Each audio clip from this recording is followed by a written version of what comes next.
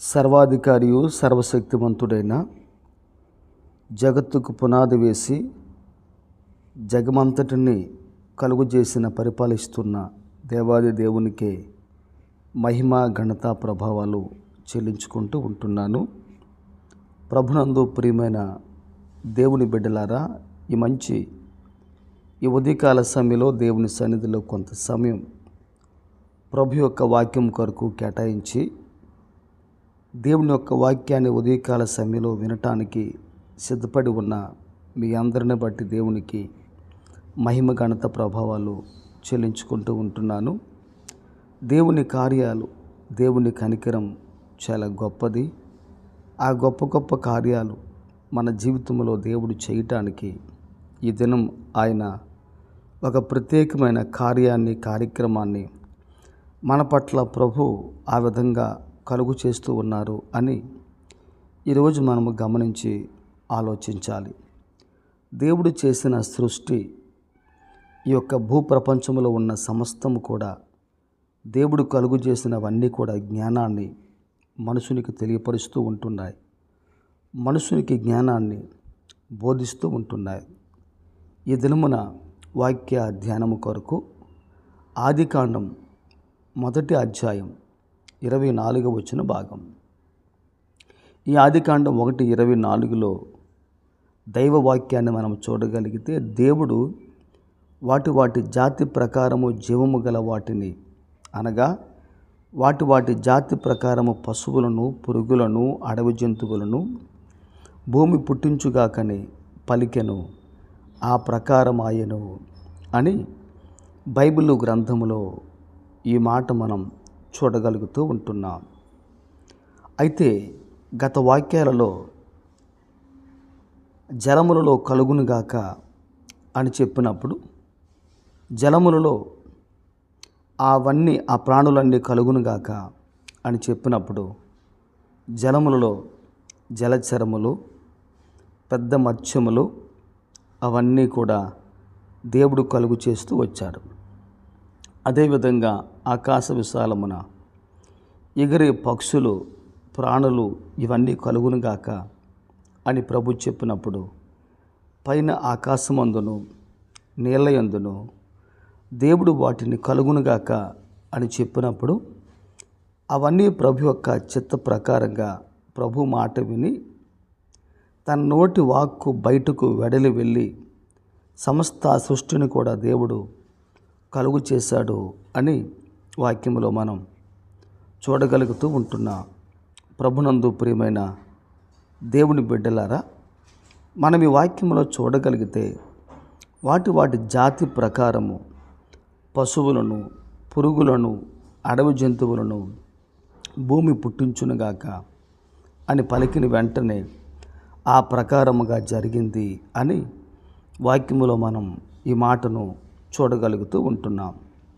ఆదామా, నీవు మొన్నే గనుక తిరిగి మొన్నైపోదువు అని దేవుడు ఆదాముతో ఆ విధంగా ఏదైనా తోటలో ఉండి దేవుని మాట వినక ఆజ్ఞను అతిక్రమించిన ఆదాముతో దేవుడు మరొకసారి మాట్లాడుతూ ఉంటున్నాడు. ఆదామా, నీవు మొన్నే గనుక తిరిగి మొన్నైపోదువు అని ప్రభు ఆ విధంగా సెలవిస్తూ ఉంటున్నాడు. ఒక మాటలో చెప్పాలంటే, ఈ మనుషుడు కూడా మట్టి మనిషి. ఈ మట్టి మనిషిలో దేవుడు ఎంత మహిమను పెట్టాడో ఒక్కసారి మనం జ్ఞాపకం చేసుకుంటే అవి మన కన్నులకు ఆశ్చర్యాన్ని, ఆనందాన్ని కలిగిస్తూ ఉంటాయి. ఇప్పుడు భూమితో దేవుడు మాట్లాడుతూ ఉంటున్నాడు. భూమి పుట్టించునుగాక అని పలికెను అని చెప్పినప్పుడు, పశువులు, పురుగులు, అడవి జంతువులు అవన్నీ కూడా కలిగాయి. ఆ ప్రకారంగా దేవుడు పలికి ఉన్నాడు అని ఈ విధంగా వాక్యములో మనం చూడగలుగుతూ ఉంటున్నాం. ఈ యొక్క భూప్రపంచంలో దేవుడు ఆజ్ఞాపిస్తే జరగనదంటూ ఏది కూడా లేనే లేదు.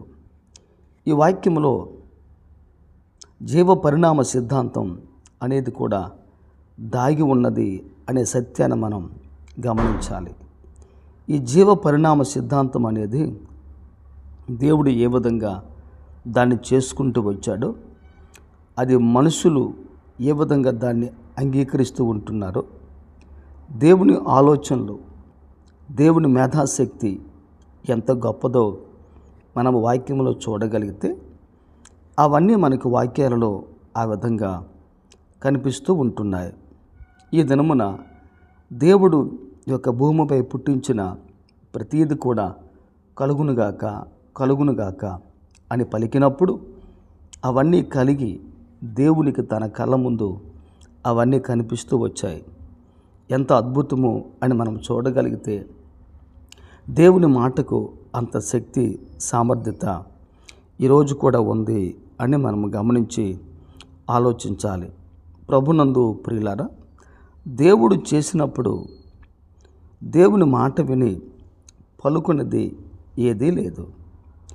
ఒక వ్యక్తి దేవుని మాట విని, దేవా నీ మాట చొప్పున, నీ చిత్తం, నీ సంకల్పము చొప్పున నేను చేయటానికి నాకు సహాయం చేయండి ప్రభువా అని ఒక వ్యక్తి దేవుణ్ణి ఆ విధంగా అడిగినట్లయితే, గొప్ప దేవుడు నిజంగా అద్భుత కార్యాలు దేవుడు మన జీవితంలో ఆయన చేస్తూనే ఉంటాడు. మనము బైబిల్ గ్రంథంలో చూడగలిగితే ఎన్నో విషయాలు మనకి ఇక్కడ వాక్యములో కనబడుతూ ఉంటున్నాయి. అవి ఏంటి అని మనం చూడగలిగితే, యోబు గ్రంథం 39వ అధ్యాయం 5వ వచన భాగం, 39వ అధ్యాయం 9, 39, 1, 19 ఈ వాక్యాలు మనం చూడగలిగితే, అడవి గాడిదను స్వేచ్ఛగా పోనిచ్చువాడు ఎవడు, అడవి గాడిద కట్లు విప్పువాడు ఎవడు అని చూస్తున్నాం. గొరుపోతు నీకు లోబడుటకు సమ్మతించునా, అది నీ సాలలో నిలుచునా అని చెప్పి ఆ విధంగా వాక్యం ప్రతి మనుషుని కూడా అది ప్రశ్నిస్తూ ఉంది అని మనం గమనించి ఆలోచించాలి. దేవుని బలాన్ని గురించి, దేవుని బల ప్రభావాల గురించి దేవుడు మనుషునితో మాట్లాడుతూ ఉంటున్నాడు. యోబు 39:1 మన వాక్యంలో చూడగలిగితే, అడవిలోని కొండమేకలు ఈను కాలము నీకు తెలియనా, లేళ్ళు పిల్లలు వేయు కాలమును నువ్వు గ్రహింపగలవా అని ఆ విధంగా వాక్యములో ఈ మాట మనం చూడగలుగుతూ ఉంటున్నాం. ఇవన్నీ కూడా ఈ భూమి మీద కనిపించే ఈ ప్రాణులే, ఈ జంతువులే, ఇవన్నీ కూడా భూమి మీద నివాసము చేయగలిగిన ప్రాణులే. వీటిని ఎవరు చేశారు అని మనం చూడగలిగితే, ఇవన్నీ కూడా దేవుడు చెప్పిన వెంటనే, దేవుడు పలికిన వెంటనే ఈ జంతువులు అన్నీ కూడా కలుగుతూ వచ్చాయి అని మనం గమనించి ఆలోచించాలి. అడవి గాడిద, గొర్రుపోతు, కొండమేకలు, కుందేళ్ళు, ఈ విధంగా నేలను ప్రాకే ప్రతి పురుగును కూడా దేవుడు కలుగు చేస్తూ వచ్చాడు అని ఈరోజు మనం గమనించి ఆలోచించాలి. కీర్తన గ్రంథం 148 10వ వచన భాగం. ఈ 148:10 మన వాక్యాన్ని చూడగలిగితే, మృగములారా, పశువులారా, నేలను ప్రాకు జీవులారా, రెక్కలతో ఎగురు పక్షులారా అని ఆ విధంగా లేఖనంలో వ్రాయబడి ఉంది. అనగా అర్థం ఏమిటి అని మనం చూడగలిగితే, మృగములను, పశువులను, నేలను ప్రాకు పురుగులను, రెక్కలతో ఎగురు పక్షులను, వాటిని ప్రభువే ఆ విధంగా వాటి క్రమము ప్రకారముగా వాటి కార్యాల కొరకు దేవుడు వాటిని కలుగు చేస్తూ వచ్చారు అని ఈరోజు మనం గమనించి ఆ విధంగా మనం ఆలోచన చేయాలి. ఇక్కడ ఉన్న ఒక ప్రత్యేకమైన మాట ఏంటి అని మనం చూడగలిగితే, భూమి పుట్టించునుగాక అని పలికినప్పుడు అవన్నీ కలిగాయి, అవన్నీ ఆ ప్రకారంగా నిర్మించబడ్డాయి. ఈరోజు ఒక చిన్న ప్రశ్న, ఈ భూమి మీద అనేకమైన ప్రాణులు కలుగునుగాక అని ప్రభు చెప్పినప్పుడు కలిగాయి కదా. ఈరోజు నిన్ను నన్ను ఎవరు కలుగు చేశారు అని మన వాక్యంలో చూడగలిగితే, నేల మంటితో దేవుడు మనుషుణ్ణి నిర్మించాడు. ఆయన అనగా మనల్ని ప్రభువు కలుగు చేశాడు అని ఈరోజు మనము గ్రహించి ఆలోచించాలి. మనము ప్రభు యొక్క సృష్టి, మనము ప్రభు యొక్క ప్రతిరూపం, మనము ప్రభు యొక్క ప్రతిబింబం. ఈ రోజున మనుషుని దేవుడు కలుగు చేశాడు కదా. ఈరోజు మనుషుడు దేవుని మాట వినుచున్నాడా?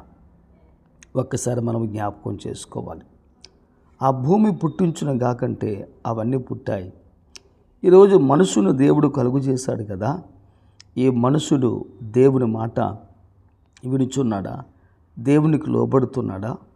దేవుని ధర్మశాస్త్రాన్ని, దేవుని వాక్యాన్ని, దేవుని విధి విధానాలు, ప్రభు యొక్క నిబంధన ప్రకారంగా ఈరోజు మనుషుడు ప్రభు మాట విని జీవిస్తున్నాడా? ఒక్కసారి మనం జ్ఞాపకం చేసుకోవాలి.